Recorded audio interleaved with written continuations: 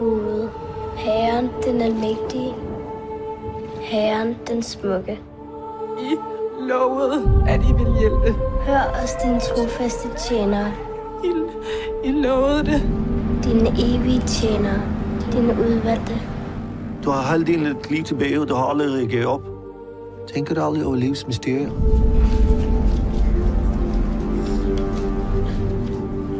Nej. Hvorfor tror du, flaskeposten kom ned til os, Karl? Vi kan redde 2 børn i dag, fordi vi fik et brev, der har ligget i vandet i 8 år. Hvad er det, du prøver at sige?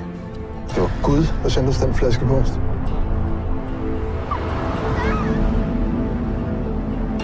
Han kører en eller anden sygeleje med de her familier.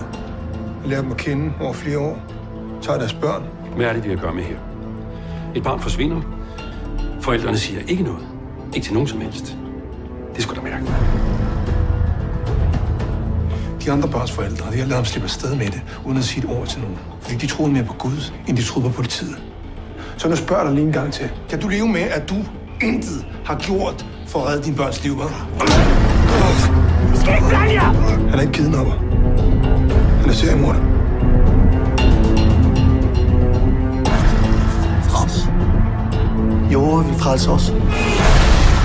Der er en chance for, at vi ikke finder dem eller Karl i live. Du spiller din tid. Jeg tror ikke på Gud. Jeg tror ikke på en skid.